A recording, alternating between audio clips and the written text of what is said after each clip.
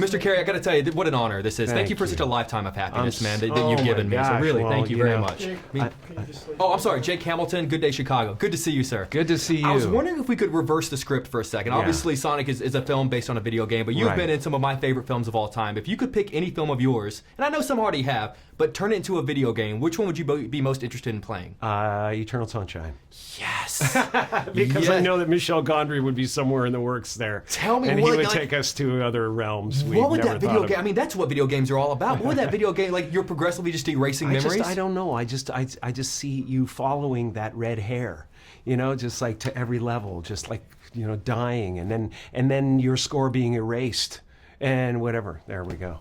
Oh, we're onto something. Actually, a brilliant idea. That's a brilliant idea. Speaking of Eternal Sunshine, which is a film I believe you should have won an Oscar for. A few weeks ago, the great Adam Sandler was overlooked for an amazing performance in Uncut Gems. Wasn't that fantastic? By what the an Academy. Incredible amazing performance. Yeah, I was so happy for him. Instantly, and that movie's going to last. That movie's without question, going to have a lasting effect. It's and really the Safdies are genius. I love those guys. They're so good. I love those guys. It instantly made me think about all the amazing times that you should have been nominated for Truman Show or Eternal Sunshine or Man on the Moon. And then it made me wonder, like... Well, I was in my own mind. Well, and that's what you should have heard my speech at home. I'd love to hear it. It's better than a lot of speeches we've gotten in real life, I'm sure. Do comedians just... And it frustrates me, and I know I shouldn't care, but it really bothers me that I feel like comedians have a bigger hurdle to get over to hear their name nominated. Do you feel like that's the case? I think the payoff for being a comic is so great, and just like in the film, like actually there's a connection in a way, because there's an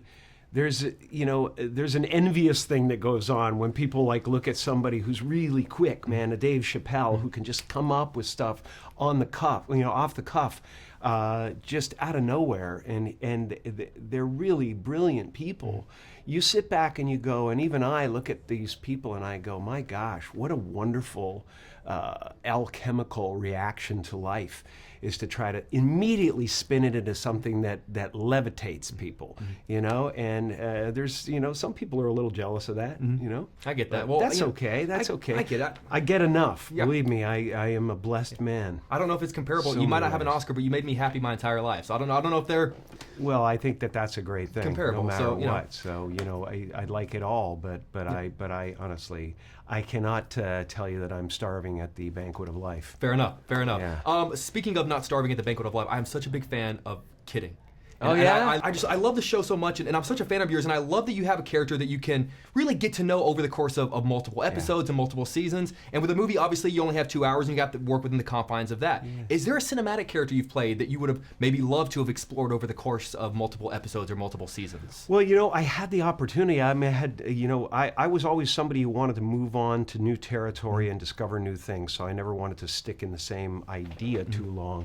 I could have had 5 franchise characters, but then I wouldn't have had Eternal Sunshine. Then I wouldn't have had, Man on the Moon, Truman Show. I would rather have Eternal Sunshine than The Mask 2, to be honest with you. Yes, me too. Yeah. Me too. So I don't know if it's that I've gotten older or whatever it is, or the nature of this part. This part, I wouldn't mind going to do another one because it was so much fun. First of all, and a real challenge to try to convince people that I have a triple-digit IQ.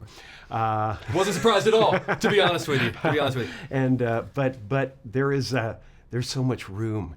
Robotnik has not reached his apotheosis. Look it up! It's a word! And as we wrap up really quick, when you do a movie like this, there are always going to be really fun promotional tie-ins. There are going to be toys and more video games. I think you guys have... I love it all. Yeah. I want to see the Halloween costumes. What's the weirdest promotional tie-in you've seen over the course of your career with one of your films? Oh my gosh, geez, I don't know.